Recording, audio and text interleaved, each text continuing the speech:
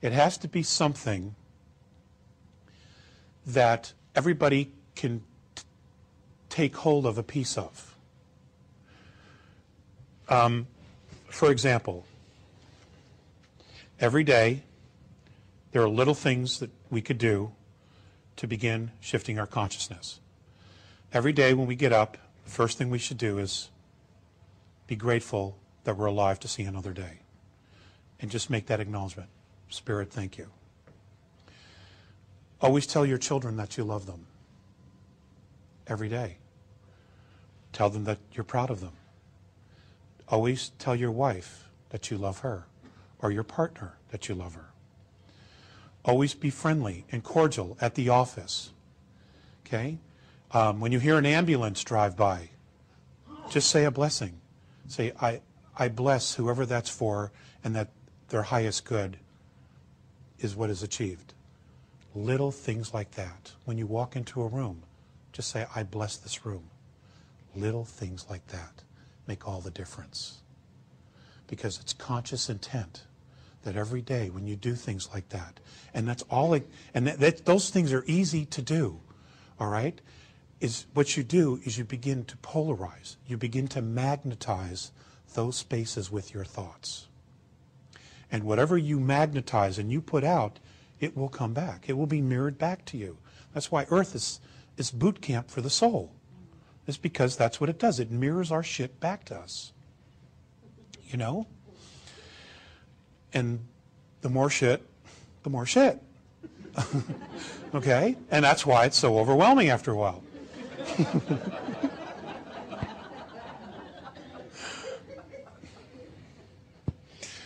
So it's little things. And I share that because these are things that, I've had to try to do, and I struggle to remember them every day. But these are little things that I can do. I bless my food, you bless your coffee. What you do is you just get into a space of blessing everything. And it does, in fact, change the frequency. It will change the people that you work with. It might take a little bit of a while, but these are simple things. It's just, like the movie The Secret said, it's an attitude of gratitude. Okay? But they're just little things that you can remember to do every day. At lunchtime, go for a walk. Don't sit in your cubicle, but go for a walk. Go outside. When you go to the bathroom, if you work in an office, when you're done, instead of going right back into your office to your cubicle, go downstairs, go outside, loop around the building, and come back in. Just give yourself a break. Just remember where you are. Don't get stuck in just being so in a rut that you forget. Because it's easy. That's why we're so stuck on Earth. And the extraterrestrials, the visitations, the psychic phenomena, the paranormal phenomena, all of that stuff, ladies and gentlemen, is us. It's all happening to us because it is us. They're all reminders of who we are.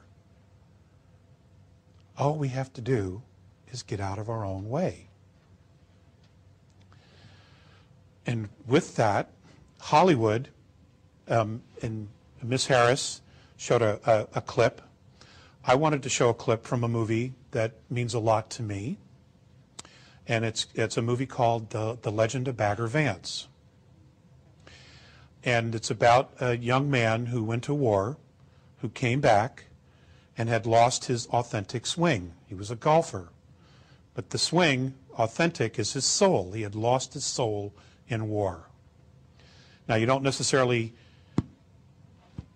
war doesn't necessarily make people lose their soul. I've seen what it does to young men and women. But a family tragedy, car accident, death of a family, a divorce, the loss of a child, any of these things could cause one to lose their authentic swing, their soul. So what I would like to do at this moment is play this for you. Okay. I share that with you because it's so easy to forget who we are, what we're here for. You know, I mean, we've all heard, you know, we're here for death and taxes. Okay? It couldn't be further from the truth. Now, I want to share with you some things. I've shared with you the Andromedan perspective about who we are. I want you to know that Earth has been an experiment for a very, very long time. Every life form that's here has come from a different planet, different star system, in some cases even from different universe or galaxies. And what's happened is that each one of the life forms on this planet, virtually most of them, have been genetically altered to live in our ecosystem. Okay, an Earth environment, E-type, is actually very rare. This is not the norm. This is a very complicated ecosystem that we live on. Many of the creatures on our world would be found in other planets, other star systems, in methane, on methane planets, hydrogen planets, carbon, all different kinds of chemical components that we haven't even discovered yet, that these life forms live in. But as travelers travel through space, what they'll do is they'll pick up these life forms. They will collect DNA. And then what they'll do is they'll experiment with it. They'll try to recreate these life forms, just like we are at a place of doing now. This is not new. Civilizations have been doing this forever, okay, to try to improve or to see what happens. Earth is magnificent, absolutely magnificent.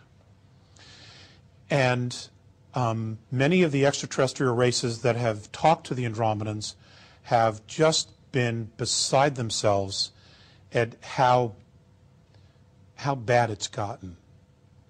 They just don't understand why we, as a race, would allow any of our governments to use technology that they know is harmful to the planet. They just don't get it. And like the clip said, now is the time. Now is definitely the time to make some changes. And I know you guys are. You know, I know you're so dedicated that you've made the time and put the resources together to come here to hear the speakers, to make the changes within yourself, to share this stuff with your friends and share the DVDs. I know that. But like I said, life, these tapes, these DVDs have a life of their own. They go other places. Thank you. I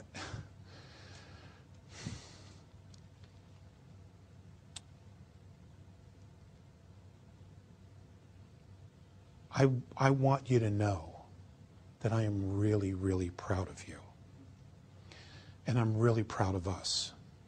And I know that we have not shown our qualities as a race on this planet through our history. But I also know that when the chips are down, that most people will stand up and they will do the right thing. I know that. And I truly feel that. And that has been my argument with the A's and my stand with the A's all along. You know, for those of us who are Americans, we are dangerously close to losing our Bill of Rights and our Constitution. Everything's been in place to wipe it away. In 2010, secret arrangements have been made and plans and treaties have been signed to create a North American Union. This is supposed to take place in 2010. The Constitution and Bill of Rights are not part of those documents. Okay? We have an opportunity here to create a new paradigm, a new domain of knowing. It just takes leadership. It takes foresight. It takes, it's going to take the ability for you to communicate to your friends and your family when everything really, really starts to fall apart. And we're beginning to see it now.